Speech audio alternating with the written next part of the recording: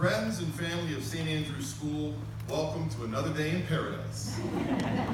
Cloudy and I are honored to have this opportunity to address the senior class. This is the beginning of the end of what has been an incredible school year. When the head of school, Carl Sholin, shared with us that we would both be giving the baccalaureate speech, we realized that we had to get a little creative because it would be difficult for the two of us to talk at the same time and get our point across. We've tried it a time or two through the years with very limited success. We finally decided that one of us would speak and the other would sing. And since I'm speaking, you can guess who has the better voice. One of the things I'm sure I'll miss next year will be not having a captive audience 5 days out of the week. The bad puns were plentiful, I'll admit, and probably more than one student would have walked out if they didn't need that Spanish credit. I must say, though, that a constant barrage of bad puns on a cold Monday morning in February is usually enough to keep most students awake. Senior class, give yourselves a moment to let this powerful feeling sink in. After years of attending class, doing homework, overloading your short-term memories for those tests, the labs, the conjugations, the late nights, the early mornings, you're here. Your steadfast efforts have paid off. You're going to graduate. You can feel the loving energy under this tent, the good vibes cascading over you. Each one of you has been through this wonderful, challenging, and at times humbling experience here at SAS. And for a brief instant, we find ourselves here with these intersecting journeys brought together in celebration. Every year, Claudia and I have marveled at how so many shared talents and individual strengths can fit into the senior class. And yet, when the next graduation rolls around, we're once again amazed at the diversity and quality of our graduates and the promise of a future made brighter by their realized potential.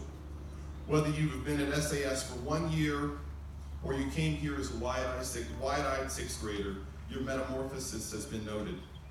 You're in the last moments of your high school experience.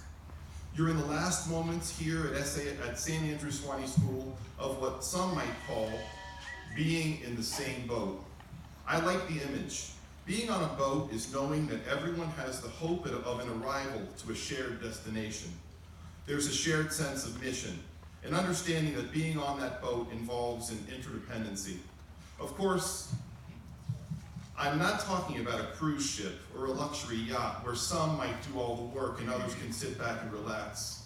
No, I'm envisioning a sailboat, a ship that requires the participation of all aboard to ensure a successful voyage. Senior class, you have used your small size to your advantage, playing on your strengths, and you've avoided the tempests and reefs and steered yourselves into the safe harbor of this St. Andrew's Swanney School graduation weekend. You've shown through this collection of experiences and successfully passed courses and requirements that you're ready for the next leg of your journey through life. That being said, please remember that all of us, whoever we are, have received the support and love of others who made sacrifices to be sure we reached our potential. What's next? Well, that's the fun and the challenging part. Do you know why it will be fun? Because you're about to have much more independence. Do you know why it will be challenging? Because you're about to have much more independence. Let me take just a minute to share some thoughts that just might keep some wind in your sails and water from sloshing around your feet. First, you be you. There's nobody in the universe who can understand the intricacies of your life better than you do. And therefore, you get the grand responsibility of figuring out what your place in the universe will be. It might sound straightforward and a simple task to carry out, but it's not. The world is filled with people who are not, as the mythologist Joseph Campbell stated it, following their bliss. What does it mean to follow your bliss? For me, this means finding that activity or idea that excites us enough to want to jump out of bed in the morning. I knew in high school that my bliss was learning and speaking Spanish. Why was that? Nobody in my family was of Spanish or Latin American descent, and as a boy from South Florida transplanted into the hills of Middle Tennessee before cell phones and Netflix, there weren't many opportunities or exposure to the language. I took Spanish at my large public high school, and I would try to practice my freshly learned vocabulary words and verb conjugations with a waitress at Shoney's with whom I worked and whose husband was from Mexico. The other waitresses would beg me to stop, saying, if you spoke it well, we wouldn't mind, but we know you're butchering the Spanish language and we don't even speak it. I was undeterred. 2 years later, I found myself at Swanee making plans for the summer after my freshman year. A few friends from the college had decided to go to Alaska to work in a salmon packing plant, and I decided to go with them.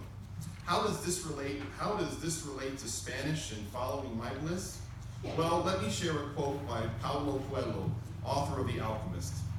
When you want something, all the universe conspires in helping you to achieve it. While working at Inlet Salmon that summer in Bethel, Alaska, I learned everything I might ever care to know about how to clean fish. I'll spare you the details of how a salmon goes from fish to fillet, but I will tell you that I also learned a lot of Spanish. While decapitating pink salmon or separating fish intestines from the sacks of roe, I spent nearly 16 hours a day speaking Spanish with Luis Alberto Landeros, a man from Mexico who ended up becoming my good friend. Nothing bonds human beings like physical work, and we did a lot of that. A summer of salmon and Spanish left me ready to show my professors at Swanee how much I had learned. I guess that trip to Alaska somehow turned into my first attempt at a study abroad program. But I didn't know it at the time. I tried that study abroad thing the following year when Luis invited me to visit him in Guadalajara, Mexico. I found the program through the University of Guadalajara, and before I knew it, I was leaving the USA for the first time.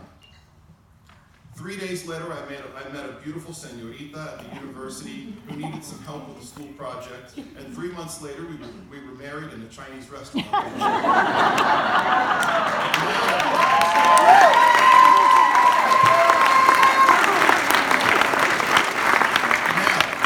as a father of 2 young women, I realize I probably should have spoken to Claudia's parents before. You've heard the saying about asking forgiveness instead of permission. That was going through my head. I flew out of Mexico 2 weeks later and found myself back in Alaska, this time to help pay for the church wedding we would have. I hitchhiked from Anchorage to Seward, and there I managed to get hired onto a boat, the Diamond Star. Those months working on that converted Japanese tuna boat, fishing for black cod, were some of the most difficult of my life. The work days were frequently 20 hours long, and the grime and stink of fish permeated every crevasse of my being. I think all of us have these moments, these mini crises of doubt, when we ask ourselves how we managed to get where we are and how long we can keep going.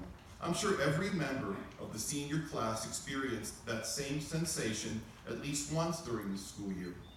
We need to know that when things get bad, they will get better. My glimmer of hope, my ray of sunshine, came when we docked after that first month at Dutch Harbor, the last of the Aleutian Islands in the Bering Sea. The mail bag was brought on board, and the captain handed me a thick FedEx envelope. In it was a stack of letters that Claudia had written me, one for every day I had been gone. I put them in order and read every one, deeply inhaling the perfume that she had sprayed on them, before reading each one individually. I still have every one of those letters. Those words in English and Spanish, those words of love and worry, of hopes for the future, were what got me through that experience. If we were to fast forward another year, you would see Claudia and me teaching at St. Andrews, Swanee School.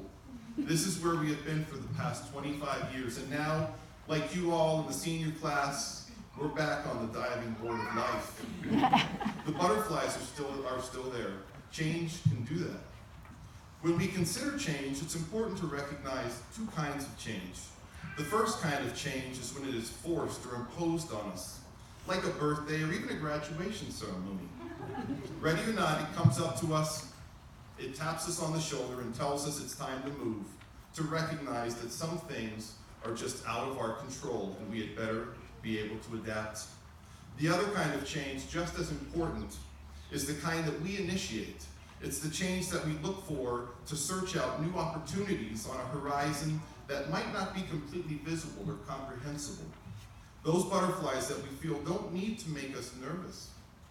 They can be there to get us excited, to sharpen our senses, to make us fully aware of the world and the possibilities it holds for us. Though Claudia and I are at a different stage in our lives as you, we feel these same butterflies of change.